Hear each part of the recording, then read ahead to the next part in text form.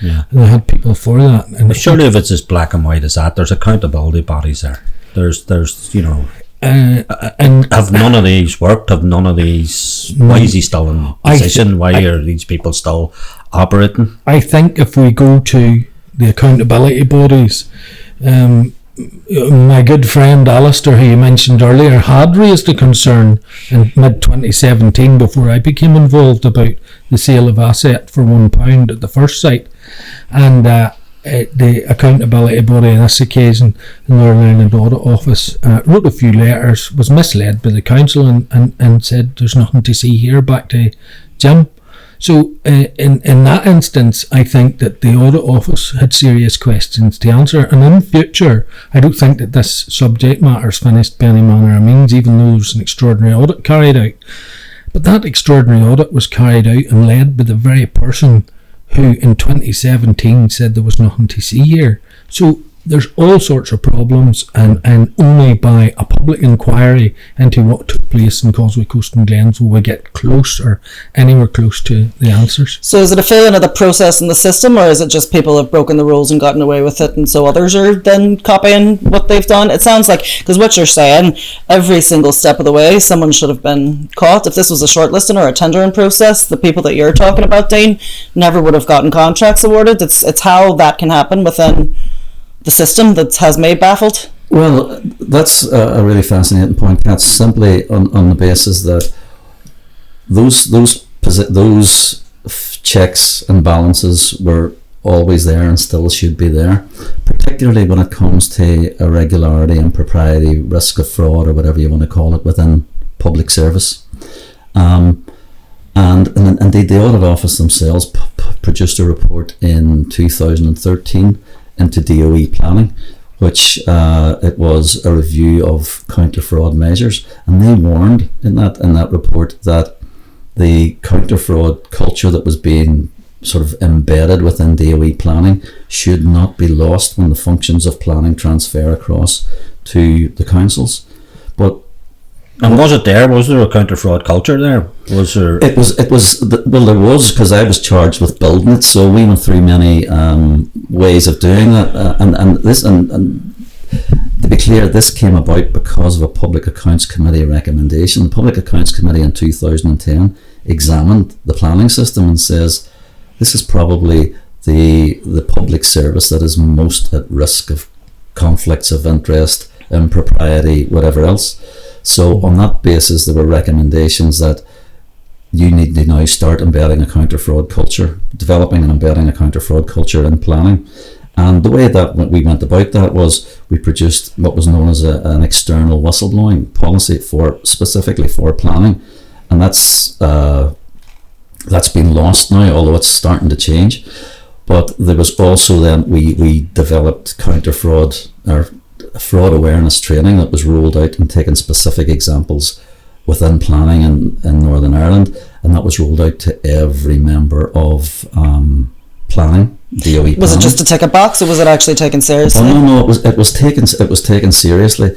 We also developed a fraud, fraud indicator awareness, where our team would need to be, because we were carrying out other audits as well, so it was how to be aware of the red flags, as the Audit Office now call it in their latest publication, Planning Fraud Risks, how to be alert to and recognise those indicators of fraud. So it was taken seriously, and that's what they were doing reviewing, and what they were saying was, yeah, there's a long way to go yet, but this counter-fraud culture is being established, and you should not lose that when the planning functions transfer across to the local councils. What we actually seen was a total abandonment of any counter-fraud culture and counter-fraud measures, and even beyond that, even measures of sort of just ensuring there was no irregularity and impropriety taking place. All of that was abandoned when transfer functions went across. Intentionally or through incompetence?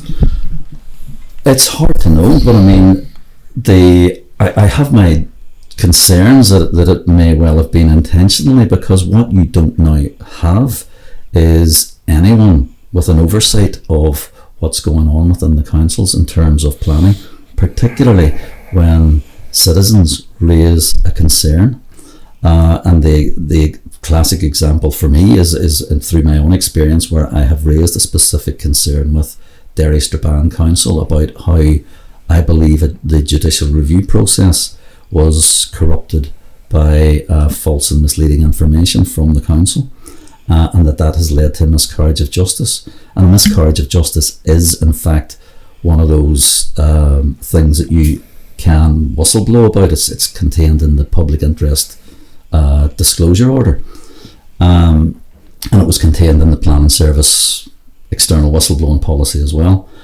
And what my experience there was, it was very clear that there was never going to be a proper, robust investigation of that those concerns. And the indicators or the red flags are certainly there, because when we actually insisted on a meeting, and it wasn't just me, there was a number of others at the meeting, forensically particularizing and I use that term specifically because the report that came out afterwards says I didn't properly particularize the concerns that I raised, but the fact is I did. We forensically walked through senior civil servants through the concerns that we had. They did not keep a record of the meeting, despite the fact that we had asked beforehand. This is Derry City and Strabane District Council. It is Derry City and Strabane District Council. Beforehand, we put it in writing that these issues are so serious that an official record must be kept. At the meeting, I said, "You're not taking notes. I want this recorded." Wouldn't write it down. On what grounds? Well, on the grounds that I should submit these concerns in writing, but these concerns were already all put in writing to them. So from that perspective, I believe there's very strong evidence there that Derry Strabane Council operate an unofficial policy of oral government.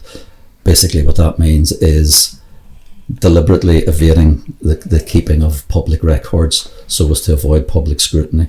And I mean, on that case, for instance, I was able to find out through Freedom of Information that not only did they not keep the record of that meeting, but they actually met. Well, they can't be certain because they didn't keep any records, but they believe they met another 5 times, senior officials, to discuss the concerns that I had raised. Not a record exists of any of those 5 meetings. It seems to be the complete opposite. When you said it about, we want to keep this counter fraud culture, it seems to be the complete opposite. There's a culture of making sure that nobody gets to the bottom of anything here and protect us at all stages. It sounds like something you would see propaganda as if it was Russia or somewhere. If this was happening in Russia or Belarus or something like that, people would go, well, sure, why would you be surprised? This is a council, you know what I mean? It's At least 2 out of our 11 councils. Would you suspect that the other 9 are in the same would boat? it be across the board? Would they be operating the same attitude? Is it possible to? I think there is an overarching body that looks after the 11 council model, and that's where the chief executives sit. And there's no 2 ways about it.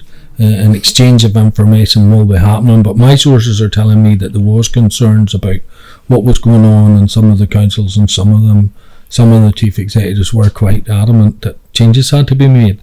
But I'm hearing that second hand. I have to be careful about what I'm saying. I don't want to mention names and that. Well, from my perspective, you'd mentioned at the start there, Gary, that I'm a co-founder of the Environmental Gathering, and that was an organisation set up in Derry actually, just to sort of keep my boy in the public arena, because it was very clear that senior civil servants and politicians would have wanted it would disappear. But what unexpectedly happened there was that a lot of other groups came and joined us, or a lot of individuals came, other campaign groups came, and they all started, their experiences were all very similar. So what we were able to sort of establish here is that there are patterns. So these are groups now. We now have about 60 affiliated campaign groups across the 8 counties in the north, and the 3 maybe from groups also from Dublin, Galway and Cork, that all meet with us on quite a regular basis. But we're all seeing, and we've termed this organisational pathologies. What we're seeing is those patterns of professional corruption that we also have, is now the definition of which is now enshrined in Hansard, because the gathering appeared before the Public Accounts Committee in March 2021, called by the Public Accounts Committee to give evidence into their inquiry into planning in Northern Ireland. And from that perspective, what we were able to see is we were able to draw from other councils where campaign groups are coming and saying, look what they're doing here. Here's why, yeah. And though what's quite fascinating is those behaviours, those conspiracies of silence, almost because, and they're corporate, they're not, it's not an individual that you're dealing with that's professionally corrupt. It can't be, because the professional corruption can't exist within an organisation if it doesn't have support corporately and from high up within that organisation. But what we're seeing is precisely the same behaviours and conducts and practices